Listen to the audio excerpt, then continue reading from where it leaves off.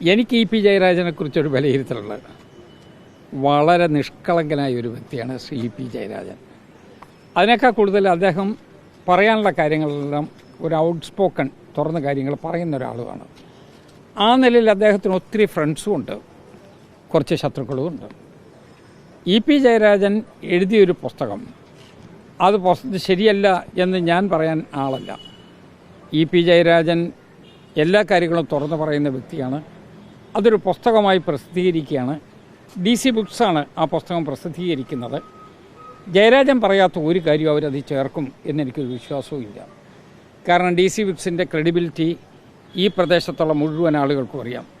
Kizhakkemuri sir മുതൽ ഇങ്ങോട്ട് DC Ravi വരെയുള്ള ആളുകൾ ഈ കാര്യത്തിലൊക്കെ എടുക്കുന്ന ഒരു അന്തസ്സുറ്റ നടപടി നമുക്ക് മറക്കാൻ കഴിയില്ല. അതുകൊണ്ട് ഇ പി ജയരാജൻ പറഞ്ഞത് തന്നെ.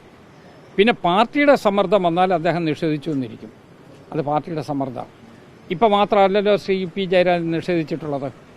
ഇതിനു മുമ്പ് 2 or 3 പ്രാവശ്യം ഇതുപോലുള്ള സന്ദർഭം വന്നപ്പോഴൊക്കെ ശ്രീ ജയരാജൻ നിഷേധിച്ചു. എന്താ കാരണം? ആത്യന്തികമായ ഒരു പാർട്ടിക്കാരനാണ് അദ്ദേഹം. പാർട്ടിയിൽ നിന്നൊരു ഡയറക്ഷൻ കിട്ടിയാൽ അദ്ദേഹം അതങ്ങ് അംഗീകരിക്കും. അതിനെതിരായിട്ട് അദ്ദേഹത്തിന് പറയുന്ന ഒരു സ്വഭാവം ഇല്ല. അതുകൊണ്ട് പാർട്ടിയിൽ നിന്ന് പറഞ്ഞതുകൊണ്ട് നിഷേധക്കുറിപ്പ് വന്നു. എന്നാൽ ഈ പുസ്തകത്തിനകത്തെ സത്യമായി നിൽക്കും എന്ന് തന്നെയാണ് എൻ്റെ വിശ്വാസം. ഈ പുസ്തകം അത്തരത്തിൽ തന്നെ പുറത്തിറങ്ങുമെന്ന് സാർ വിശ്വസിക്കുന്നുണ്ടോ? അങ്ങനെയും ഒരു സാങ്കേതിക പ്രശ്നങ്ങൾ മൂലം അല്ല, DC ബുക്സിന് എഗ്രിമെൻ്റ് ഒപ്പിട്ട് കൊടുത്താൽ ആ പുസ്തകം ഇറക്കാതിരിക്കാൻ പറ്റുമോ? എഗ്രിമെൻ്റ് ഉണ്ടോ ഇല്ലയോ എന്നുള്ളത് പ്രധാനപ്പെട്ട പ്രശ്നം. DC ഒരു പബ്ലിക്കേഷൻ നടത്തുന്ന ഒരു കമ്പനിക്ക് ഒരു എഗ്രിമെൻ്റ് എഴുതി ഒപ്പിട്ട് അവർക്കതിൻ്റെ മാനുസ്ക്രിപ്റ്റ് കൊടുത്തു കഴിഞ്ഞാൽ പിന്നെ പുസ്തകം ഇറങ്ങുകയല്ലാതെ മറ്റു മാർഗ്ഗം എന്തെങ്കിലും ഉണ്ടോ? അപ്പോൾ ഇറങ്ങാതിരിക്കുന്നതിനെക്കുറിച്ച് എനിക്കൊരു ചിന്ത പോലും ഇല്ല. ഇനി ഏതെങ്കിലും കാരണവശാൽ തടഞ്ഞു വെക്കുകയോ അല്ലെങ്കിൽ കുറച്ച് കാലത്തേക്ക് ലാഗ് ചെയ്ത് പോകുകയോ ചെയ്യാൻ പറ്റിയേക്കാം. അതും സാധ്യത വളരെ വിരളമാണ് എന്നാണ് എൻ്റെ വിശ്വാസം. അദ്ദേഹം എഴുതി കൊടുത്തതുപോലെ തന്നെ പുറത്ത് വരുമോ അതോ അതിനകത്ത് എഡിറ്റിംഗ് വരുമോ എന്നുള്ളതാണ് ഞാൻ ഉദ്ദേശിച്ചത്. അപ്പോൾ അത് അദ്ദേഹം എഴുതി കൊടുത്തിട്ടുണ്ടെങ്കിൽ അത് അപ്പാടെ പ്രസിദ്ധീകരിക്കണം, ജനങ്ങൾ അറിയണം. അദ്ദേഹത്തിൻ്റെ മനോഗതി എന്താണ് എന്നുള്ളത് അറിയണം. അദ്ദേഹം മാത്രമല്ല, CPM-നകത്തുനിന്ന് ഇപ്പോൾ വ്യത്യസ്തമായ അഭിപ്രായങ്ങൾ പുറത്ത് വരുന്നുണ്ടല്ലോ. ഇതുവരെ നമ്മൾ കേൾക്കാത്ത രൂപത്തിലുള്ള അഭിപ്രായ പ്രകടനങ്ങൾ ഉണ്ടല്ലോ. എല്ലാ കാലത്തും ഇതൊന്നും ഒരു ഇരുമ്പ് മറയ്ക്ക് ഉള്ളിൽ ഒതുക്കി വെക്കാൻ കഴിയില്ല. അഭിപ്രായ സ്വാതന്ത്ര്യമുള്ളൊരു കാലമാണ്. അത് ഭരണഘടന പ്രൊട്ടക്റ്റ് ചെയ്യുന്നൊരു കാലമാണ്. അതുകൊണ്ട് അഭിപ്രായങ്ങളെ ഇത് തടഞ്ഞു വെച്ച് മുന്നോട്ട് പോകാം എന്ന് കരുതാനും കഴിയില്ല. ഞാൻ ശ്രീ ഇ പി ജയരാജന് അഭിവാദ്യങ്ങൾ നേരുകയാണ്. അദ്ദേഹം ഭംഗിയായി ഇനി എഴുതട്ടെ, മറ്റ് കാര്യങ്ങൾ കൂടി പുറത്തു വരട്ടെ, ജനങ്ങൾ അറിയട്ടെ.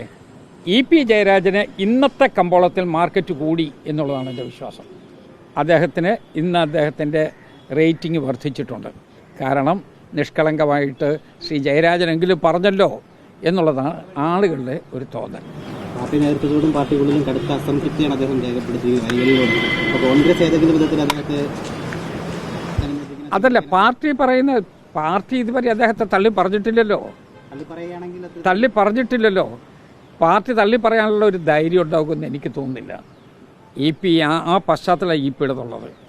ഇ പിയുടെ പശ്ചാത്തലം അറിയാവുന്ന ആളുകൾ എല്ലാവരും പറയും അദ്ദേഹത്തെ പാർട്ടിക്ക് അങ്ങനെ ഒറ്റയടിക്ക് തള്ളി പറയാൻ പറ്റില്ല. അതുകൊണ്ടാണല്ലോ അദ്ദേഹത്തെ സത്യം പറഞ്ഞാൽ എത്ര സന്നിഗ്ധ ഘട്ടങ്ങൾ വന്നപ്പോഴാണ് അദ്ദേഹത്തെ പാർട്ടി തള്ളി പറഞ്ഞാൽ പറ്റില്ല. കാരണം അദ്ദേഹം കൂടെ ചേർന്നെങ്കിലേ ഈ പാർട്ടിയാവൂ. ഞാൻ ഇ പി ജയരാജൻ പാർട്ടി മാറണമെന്നോ അല്ലെങ്കിൽ വ്യത്യസ്തമായ നിലപാടെടുക്കണമെന്നോ എന്നുള്ള അഭിപ്രായക്കാരനല്ല. പക്ഷെ ഒരു അഭിപ്രായ സ്വാതന്ത്ര്യം വേണ്ടേ? ആ പാർട്ടിക്കാരനാണ് എന്നുള്ളത് കൊണ്ട് എല്ലാ അഭിപ്രായവും ഇരുമ്പലൊക്കെ വിഴുങ്ങിയതുപോലെയാക്കാൻ പറ്റുമോ? സാധ്യമല്ല. ആ അഭിപ്രായ സ്വാതന്ത്ര്യത്തിന് വേണ്ടി പാർട്ടിക്കകത്ത് സ്ട്രഗിൾ ചെയ്തുകൊണ്ടിരിക്കുന്ന പ്രമുഖനായ നേതാവാണ് ഇ പി ജയരാജൻ എന്ന തലത്തിലേക്ക് ഇന്നത്തെ ഒരു റേറ്റിംഗിൽ അദ്ദേഹം മാറിയിട്ടുണ്ട് എന്നാണ് എൻ്റെ വിശ്വാസം.